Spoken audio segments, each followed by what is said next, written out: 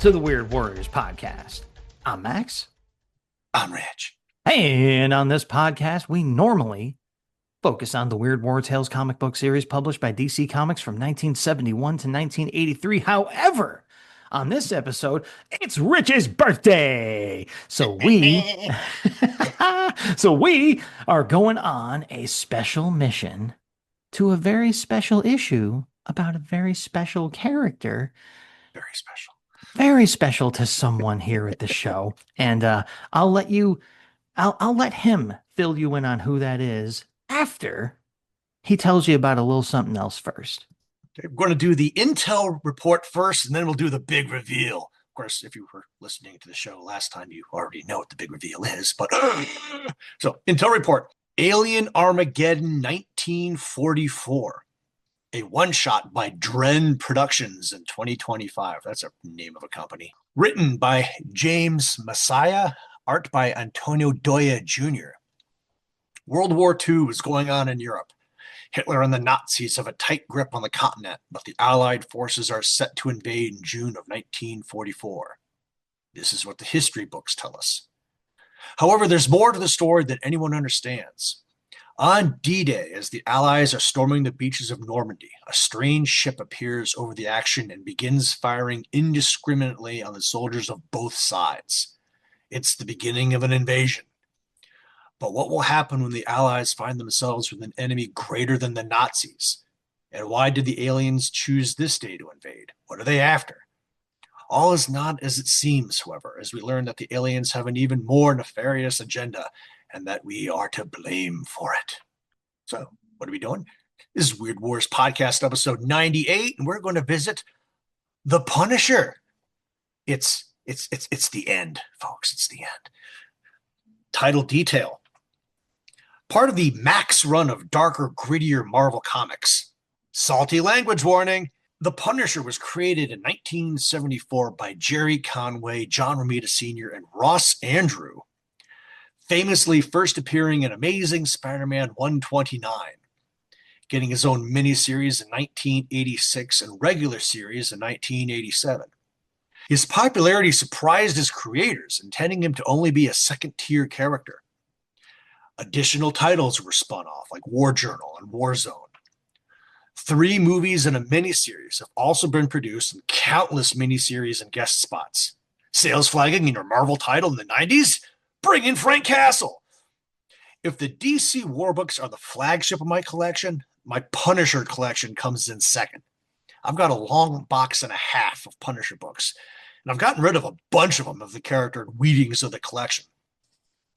In Punisher books, or where he is the primary guest star, I've gotten signatures from Tom Jane, Tim Bradstreet, Sal Buscema, D.G. Chichester, Jerry Conway, Tom DeFalco, Garth Ennis, Russ Heath, John Hebert, Klaus Janson, Dave Johnson, Joe Jusku, Joe Kubert, Eric Larson, Jay Lee, Howard Mackey, Ron Mars, Bob McLeod, Mark McKenna, David Michelini, Jimmy Palmiotti, Carl Potts, Joe Rubenstein, Charles Sewell, Jim Starlin, Larry Stroman, Mark Teixeira, Lee Weeks, Scott Wagoner, Mike Zeck, and Phil Zimmerman. Pretty good, huh? Cover detail. Art by Richard Corbin. $4.50. The Punisher logo is in yellow block letters, a city vanishing in a mushroom cloud inside it. The end is above the title.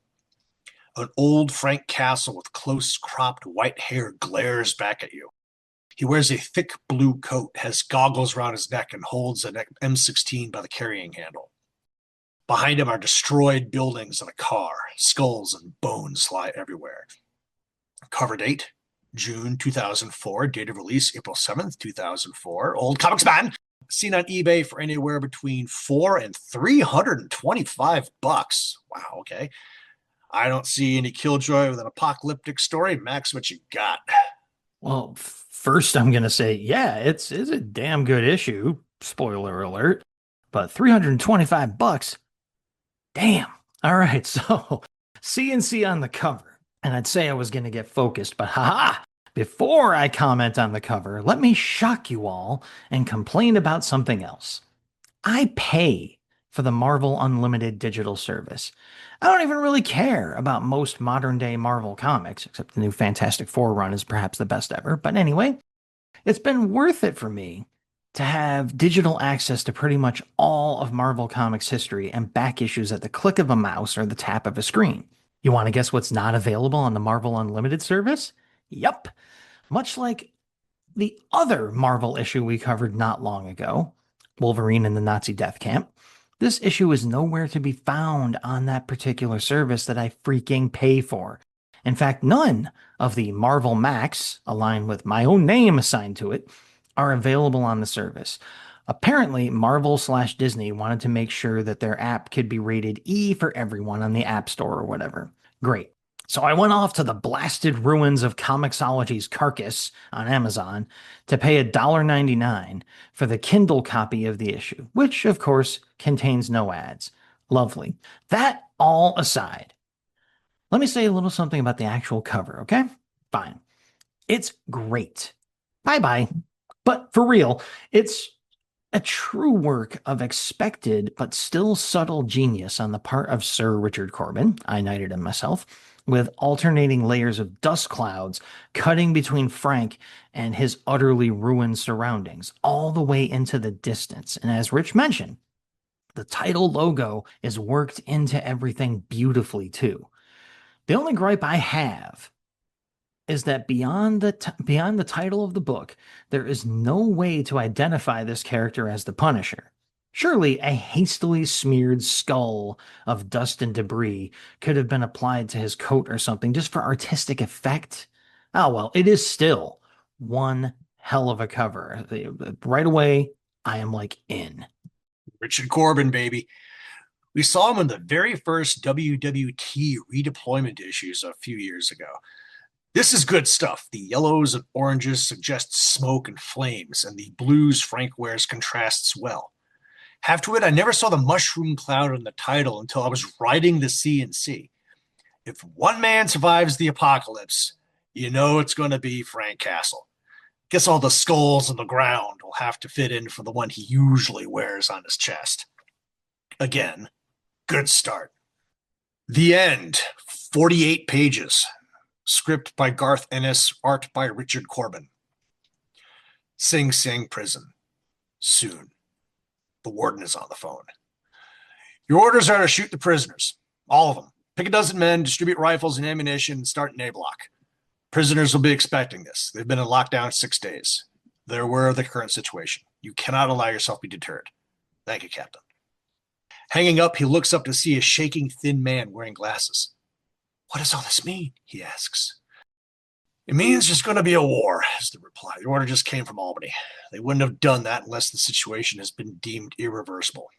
Dublin peace talks can't be restarted. Chinese want those tanks out of Burma.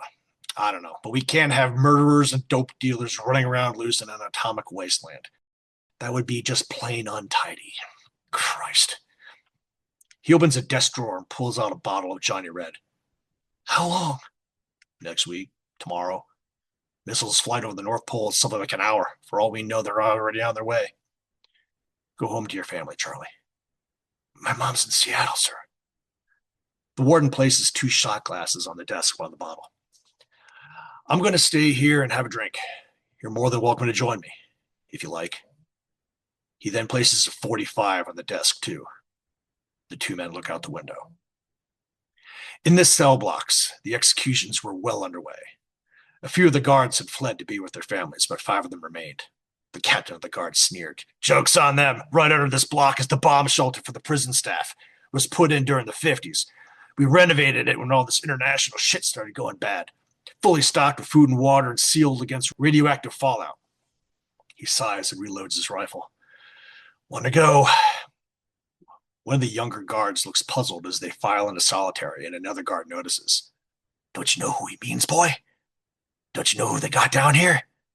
D-Block, where all the kitty rapers and scum are kept. The rest of them would have eaten alive. And one mofo would have killed every inmate if we hadn't shot him up down here. Dude had his own private war on crime. Vigilante shit. Must have killed thousands. 30, 40 years he's out there killing and killing. Eventually he gets old and they bust his ass and he winds up here, which is like Christmas for the guy. He likes offing criminals. He's got a captive audience. Starts working his way through them. 36 assholes in the morgue the first month. He shivs or strangles every SOB that gets sent to take him out. Some judge said sending a man to Sing Sing was like feeding a tiger meat. The guards get quiet as they warily approach the cell. Exercise extreme caution, a sign warns. They peer into the cellar and the captain sighs. Come on, let's get this over with. Sudden blackness. The fuck was that? Felt like a goddamn earthquake in that noise. Oh, Jesus, I know what it was. You gotta be shitting me. Switch the lights. Oh, God, get off, the captain commands. Keep it together, you assholes. The shelter, remember? We finish here, then we get our asses down there. We're gonna be fine. God damn it, Quimby, will you let go of my rifle? I ain't got your rifle, boy. But who does? Oh, Jesus Christ! A boot kicks a grate off a concrete sewer pipe. Frank Castle walks out, followed by a second, smaller, bearded man. Holy shit, Frank, what have they done to the sky? Don't know for sure, but it looks like the clouds are burning. How can the... Don't know. Come if you're coming. Sure as hell ain't staying here. Thought I was going to die in that goddamn tunnel. Castle pulls a Geiger counter out of his pocket and looks at the readings. Out here's where you're going to die. Inside 72 hours and looks at things. But we were down in the shelter almost a year. Take 1,000 years for background radiation to drop to safe levels. I told you that when you said you wanted to come with me. He throws a bag over his shoulder, picks up his rifle, and heads into the desolate wasteland. The other man glances back at the tunnel and follows. You really going to New York? Think old teacher's on the level? Yes, what's your excuse? It's the end of the world. Can't think of anything better to do. They walk on in silence, finding a highway stacked bumper to bumper with cars with skeletal remains inside. News got worse. Everyone heads for the hills at once. Electromagnetic pulse stops the engine. Fallout isn't far behind.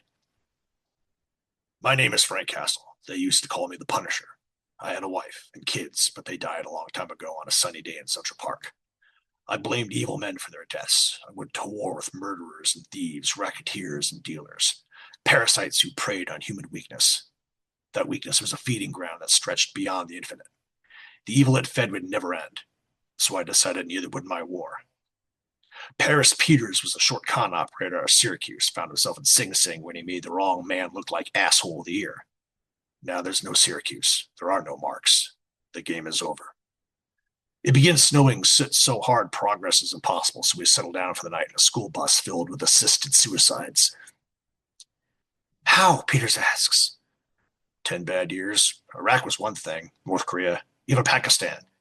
You shout war on terror at the Chinese and they laugh so hard the world blows up in your face. That's the problem with a war you never want to end. Castle rubs his nose and notices blood on his finger.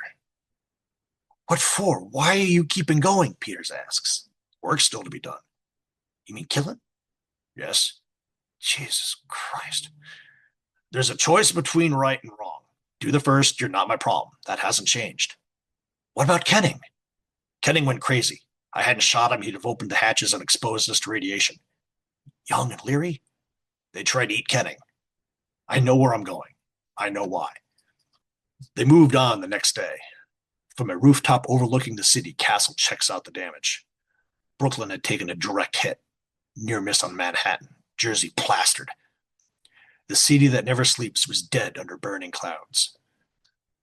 We find a vessel in the rubble and bones of Long Island City and make our way slowly across the Black East River. Harris mentioned something I'd forgotten.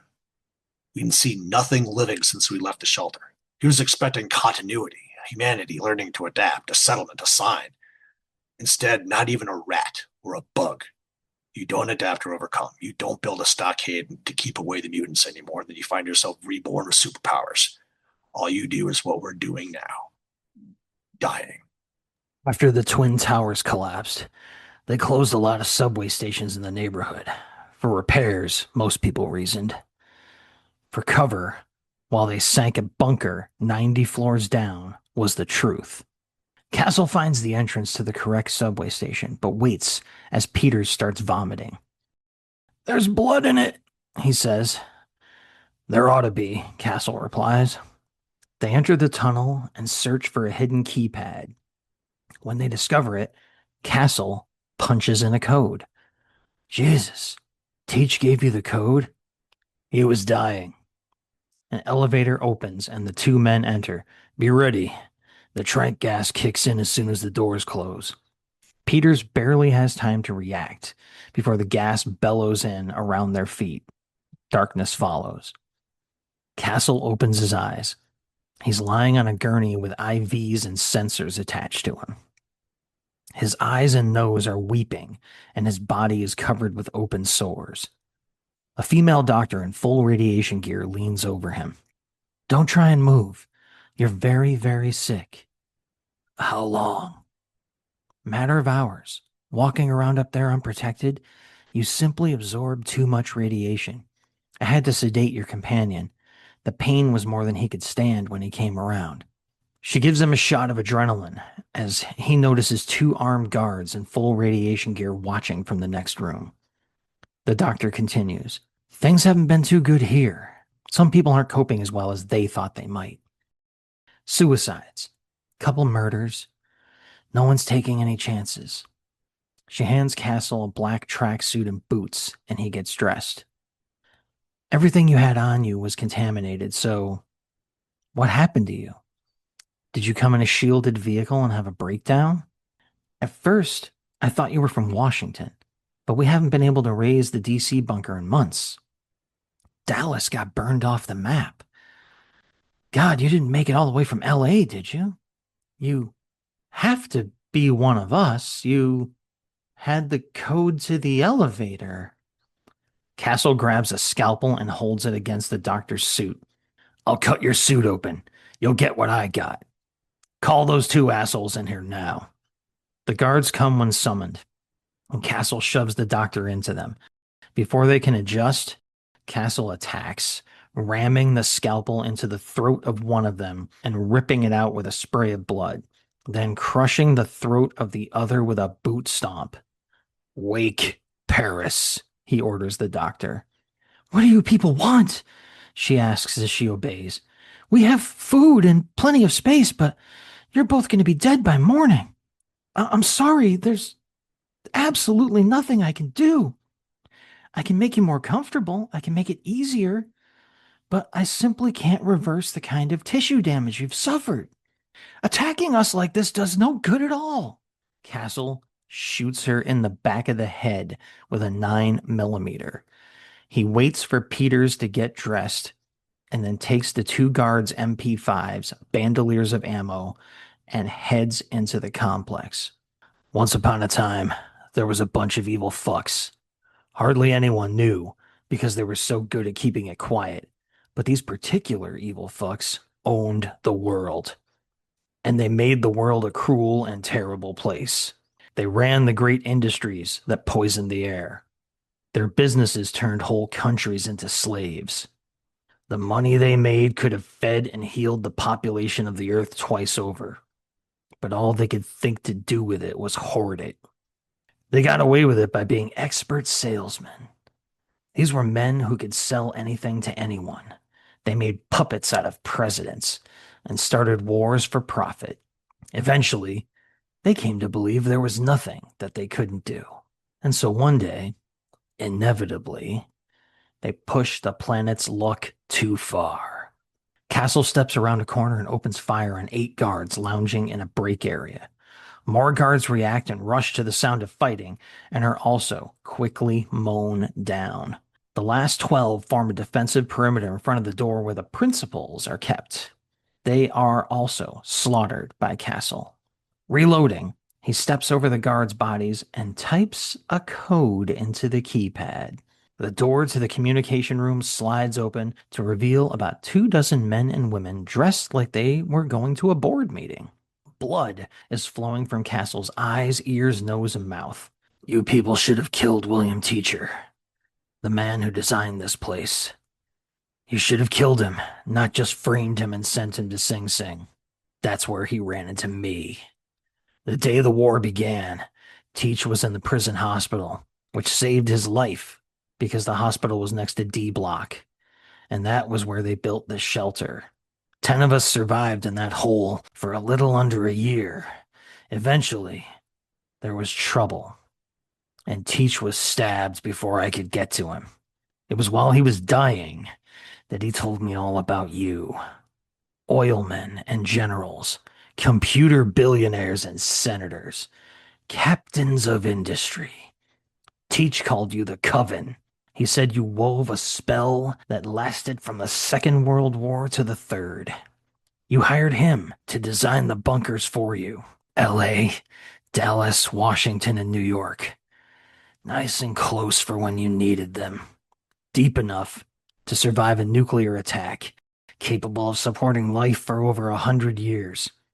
Each one containing a store of frozen human embryos provided by you and the scientific personnel to oversee them.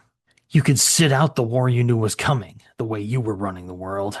One way or another, the future would be yours. Everyone else could burn.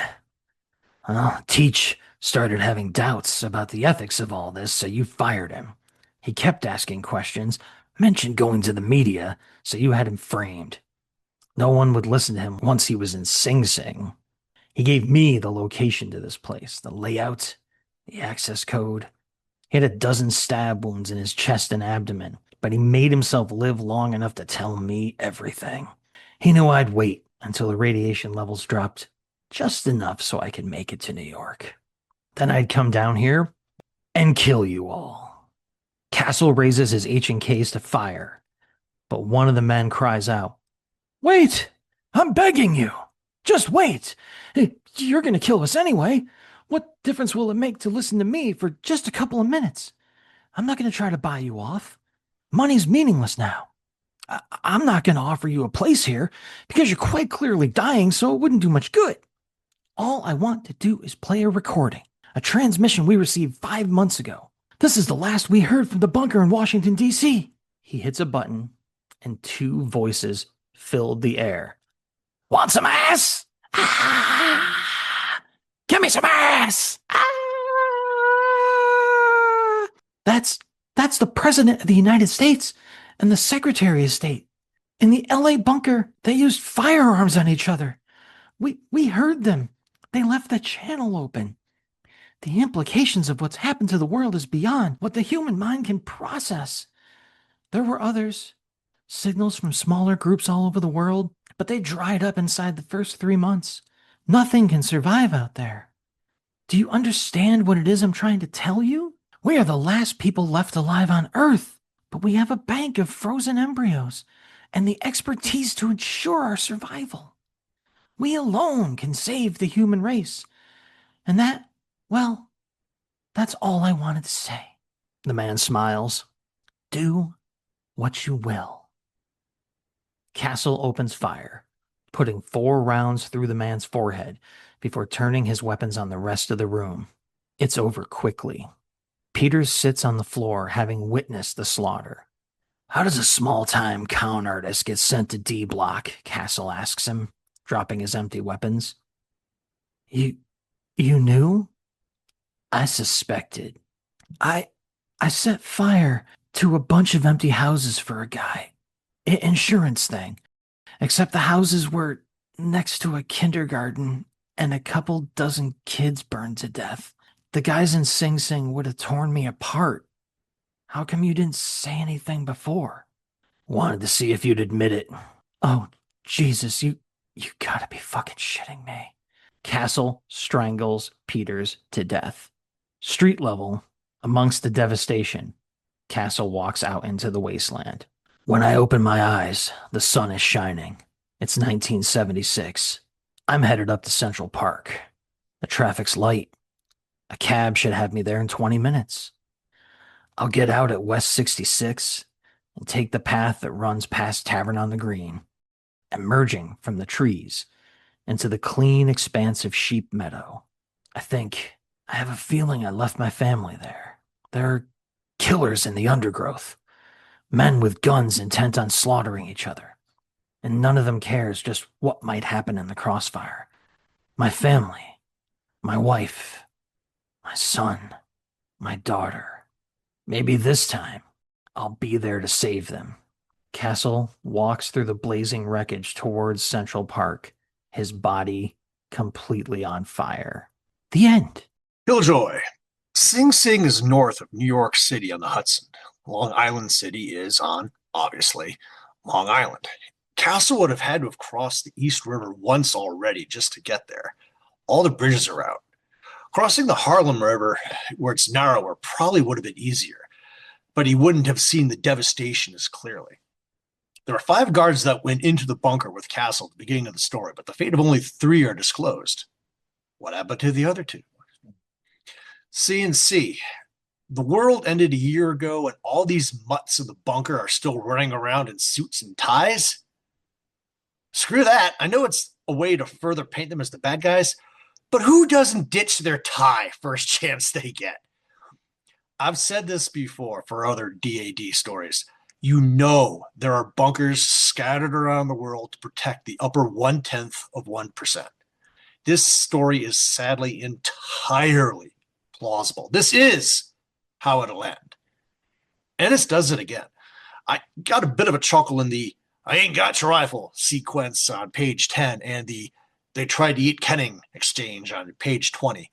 No page numbers in the book, which makes this part of the write-up a little bit difficult. Richard Corbin was an excellent choice to be the artist for this story. The apocalypse scenes. Start with the full-page burning cloud scene on page 12 when Castle and Peters emerge from the shelter. All of page 15, too, when Castle and Peters find the parking lot of death on the highway. And page 17, when they pass a refugee camp turned graveyard and take shelter in the short bus of assisted suicides. Page 20, panel 6, the skeleton of the bus driver holding an empty pistol is nice and grim. The 2-page spread on pages 22 and 23 of destroyed New York under the shadows of burning clouds is also some real good stuff. Page 24, panel 2, the view from the river bottom covered with skeletons looking up at the boat and the flaming clouds is an outstanding piece of perspective. Page 32, panel 1 is vintage Punisher. The crossed bandoliers on a black shirt almost looks like a skull. Page 34, the red-eyed castle blazing away in front of a burning earth. That could be a damn poster. And page 48, the literal end of Castle in flames walking away through the devastation. This was aces. All right, my turn. Remember how I called Corbin a subtle genius back on the cover CNC about 6 hours ago? Well, the same goes for colorist Lee Lothridge. Lee apparently has worked on a ton of comics, but is noted for doing a lot of that work on the Batman Adventures comic book series based on the classic Batman the Animated Series. So yeah, even though animated Gotham is kind of grim, this is another level altogether. But back to the subtlety and genius stuff. Right there on the splash page, the solid, almost leaden clouds look unassailable in their integrity, don't they? They could definitely never be set on fire right there in the sky. And next to the prison, a simple continuation of the golden amber of the sun setting. I'm deciding it's a sunset, not a sunrise. It's more appropriate thematically. Is used along with just a hint of some reflections around the edges to let us know that it's a lake nearby the facility and not just an eternally isolated void that Sing Sing is floating in. Or is it? It works both ways for the theme of this story. All that out of one splash panel, folks, and just from the coloring choices. So get ready for my 6,000 word CNC. Hello? Hello? Did Zoom just go down? Rich? Anyone? Okay, fine. I'll try to keep it brief. However, one thing I can't help but wax pretentious about is this issue's recurrent symbolism of journeys into and out of the underworld, with the twist being that the world in this story is nothing but underworlds. And perhaps that's all it's ever been. Our first journey, of course, begins on pages 5 through 8, with the grim task of the prisoners being all but totally executed, and talk of the shelter below as the guards make their way down to the first layer of the underworld, the place where they're keeping the final prisoner. Also, I want to say that when the guard who is acting as the guide to his compatriots down to the first layer of the underworld describes Frank's brief stay in Gen Pop as like feeding a tiger meat, makes me want a miniseries by this same creative team about that little period of time. Please and thank you. That sounds Awesome. So the color shift at the end of this sequence from greens to darker lighting then presages the literal darkness of pages 9 through 10, which serve as one of the best examples of this attempt at comic book storytelling using only panel design and word balloon placement to get the point across that I can even think of. It's so again subtly well done. The shape of the panels, the placement of the word balloons. Lots of people have tried this. Hey, this will be an easy few pages for an artist to crank by, but this actually works better than if they showed like figures in Twilight or whatever. It works better in total darkness. So huge kudos for the pretty much blank pages from me. The exit from the underworld of Sing Sing Shelter into the even bleaker overworld could perhaps have used a 1 year later caption at the top of page 11, but it does work just fine, making us wait 2 pages to get that info from dialogue and panel 4 of page 13. Speaking of delayed info, we get the first mentions of Frank Castle and the Punisher by names in panels 4 and 5 of page 15 of this comic. I'll jump to page 20 now and say the brief conversation here perfectly presents the Punisher's mentality, in my opinion, where Paris's moralizing is met with Frank's version of clarity. You're going around in circles with this. I know where I'm going. I know why. If you can't say the same, too bad. There's no way to get through to Frank Castle. There's nothing there to heal. He is the mission, period. It's a more realistic take on the character than almost any version I've ever seen, right there in one page. But we'll get to that in my last words. Speaking of more realistic takes on things, I am normally a gonzo apocalypse guy.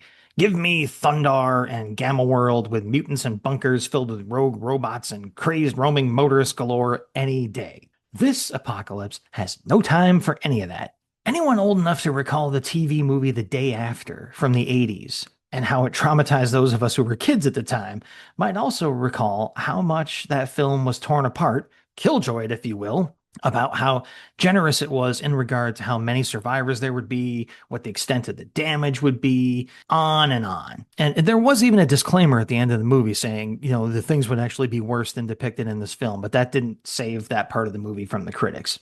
Here in this comic book, as soon as Frank and Paris leave Sing Sing, but very pointedly on page 23, the point is made that there is nothing left, not even a rat or a bug.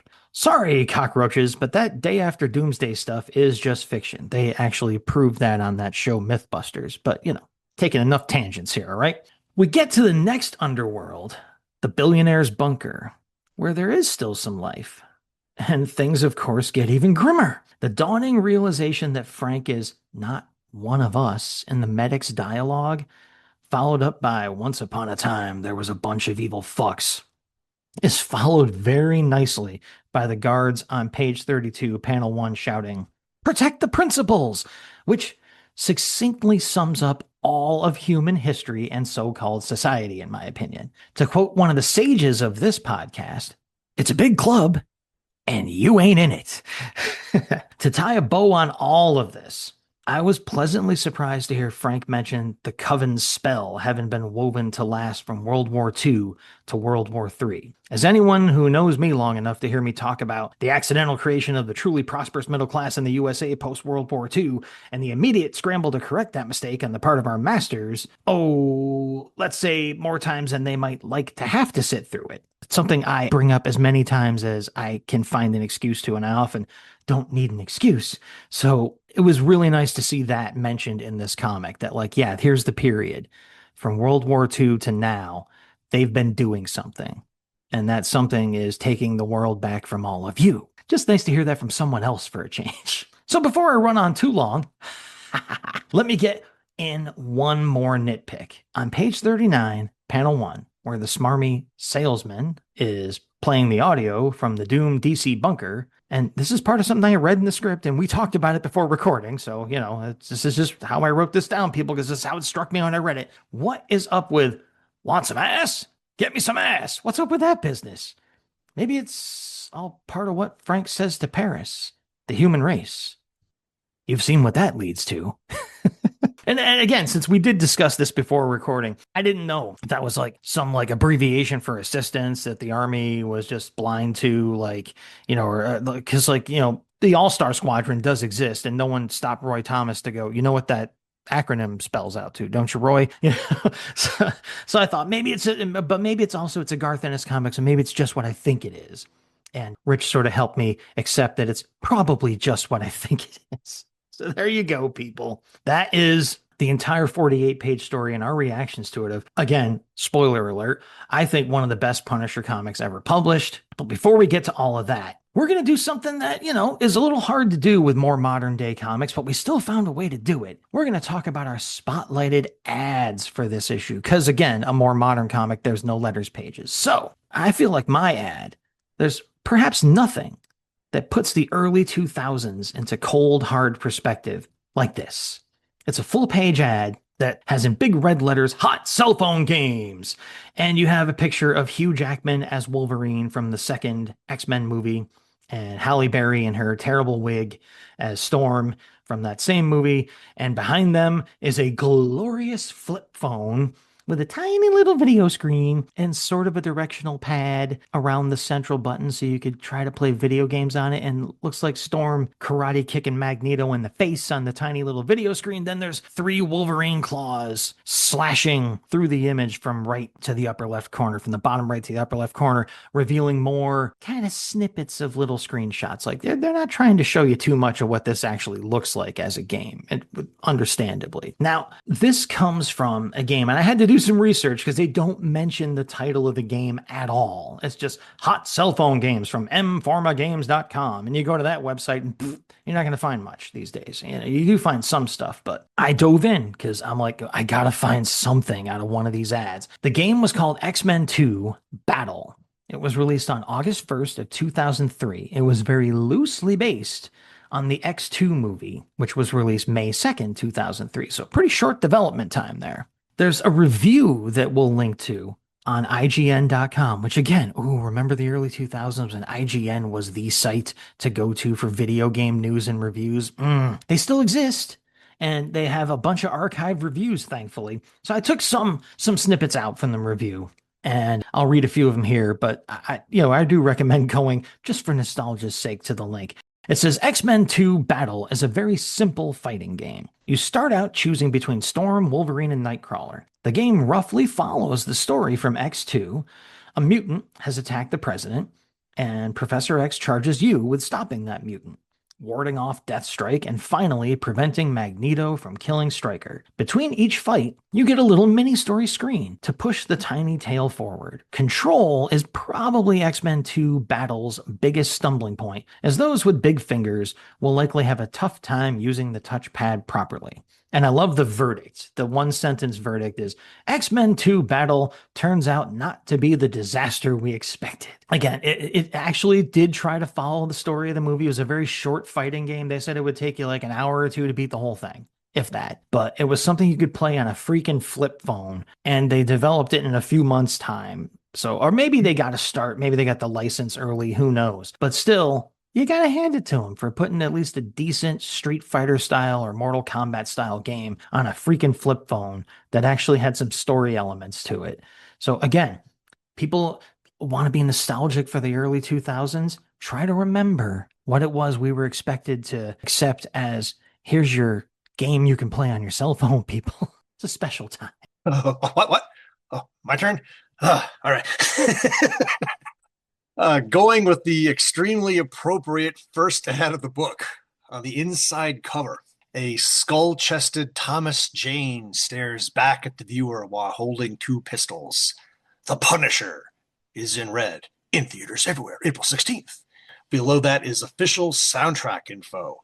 Drowning Pool, Seether featuring Amy Lee, Nickelback, and others. I had that soundtrack for a while. I met Jane at a con and had him sign the mini comic that came with the DVD for this film. Check the album.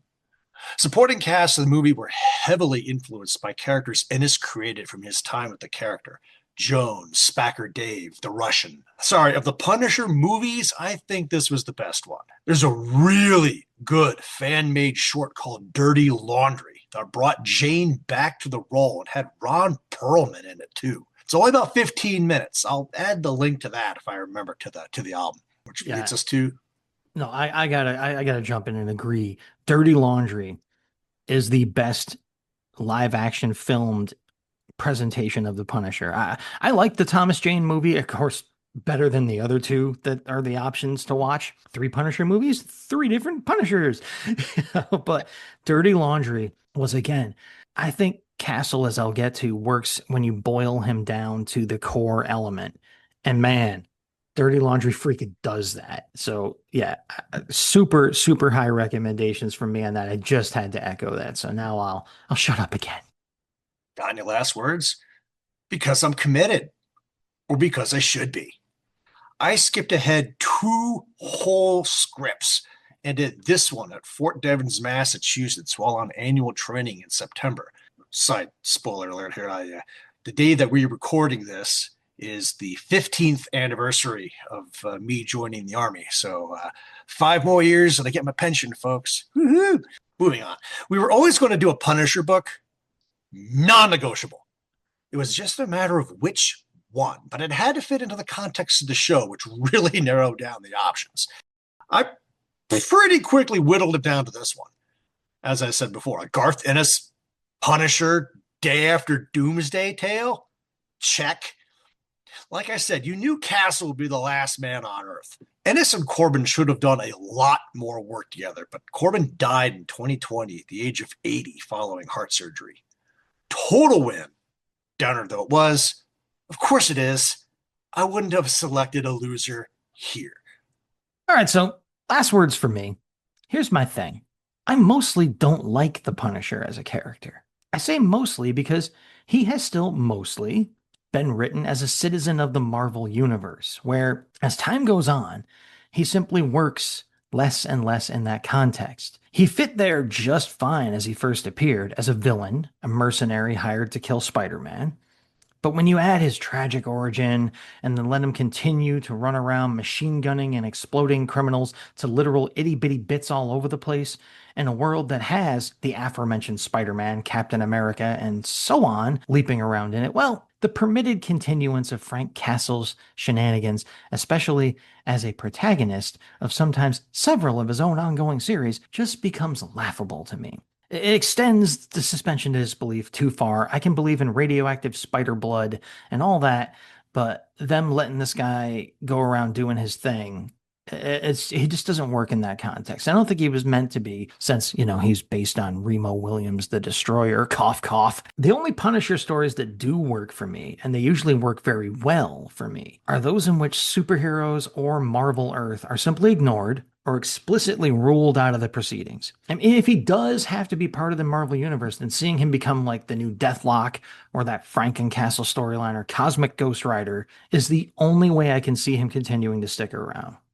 Having said all that, I hereby declare that this issue is one of my favorite Punisher stories of all time. And I only read it just for this podcast. I had never read it until when Rich said, this is the one we're doing. One final nitpick, and perhaps just a point of discussion, because I really wasn't upset by it until I realized what it was. I didn't even think to comment on it. All the gunshots in this story, all of them, are silent with no sound effects lettered in to the proceedings at all. Was it a good choice? Bad?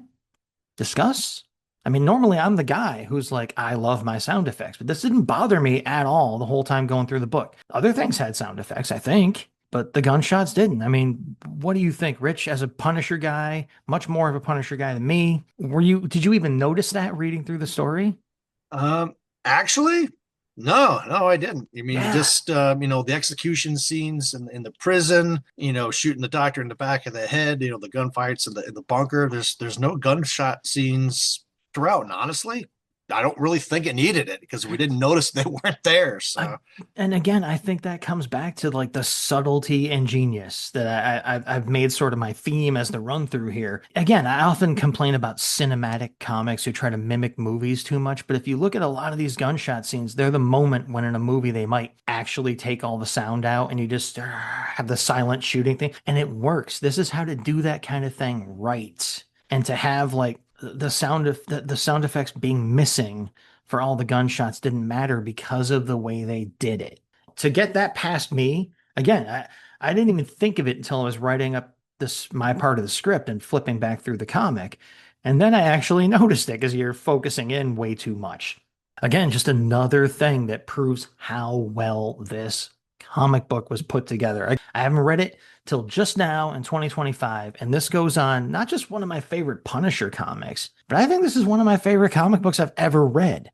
So there you go. It really is. It's so well done. I've read through it like 4 times now, and I like it better each time I read it. Kudos to Ennis and Corbin, who have always deserved it, but this is an incredibly fine piece of work. There we go. That's finally my last words. I had a lot to say about this book. I know, I'm sorry, but it really hit me. I really enjoyed it. So, getting past all that, we will mercifully move on to the scuttlebutt portion of the show where I'll remind you we have an incredibly cool Facebook page run by my esteemed co-host, Master Sergeant Rich Fulham. Correct me on your rank immediately because I just like calling you that. Sergeant First Class. Sergeant First Class Rich Fulham. Made the rank this year. So. There you go. So, well, 2005. This will be 2006. We're listening to this, but and understand very clearly, listeners. I have no idea what that means. Is that better than a Master Sergeant? Is a Master Sergeant a real thing? I have no idea. Yes, they're E8s. I'm an E7. If you want to play the which is better than the other, yeah, I'm not gonna set myself up for failure by going down that route. So. Again, is the higher number better or worse? I don't know. And I won't remember if he tells me. So what Rich will do for you on that Facebook page, besides all the hard work he already puts into it, is if you wander over to redbubble.com and you buy a piece of the merchandise that's available there, and you can get like a freaking pillowcase if you want, people, so that you can have us with you in your dreams. Doesn't that sound great? Well, you could do that, and you could get that merchandise mailed to you with our amazing logo that was drawn and designed by Bill Walko, Walko. Look him up. He's an awesome artist, as you can see. You can get that logo put on that pillowcase. It's mailed to your house. You take it out, you put it on a pillow, you take a picture of it, or any other piece of merch, and you send it to the Facebook page via Facebook Messenger. Rich will send you a Sam star, which is, I often don't describe it for you, but it's a star cut from a flag that once flew over Sam Glanzman's house with a certificate of authenticity mailed to you as a thank you for being a listener of the show who actually bought some of our merch.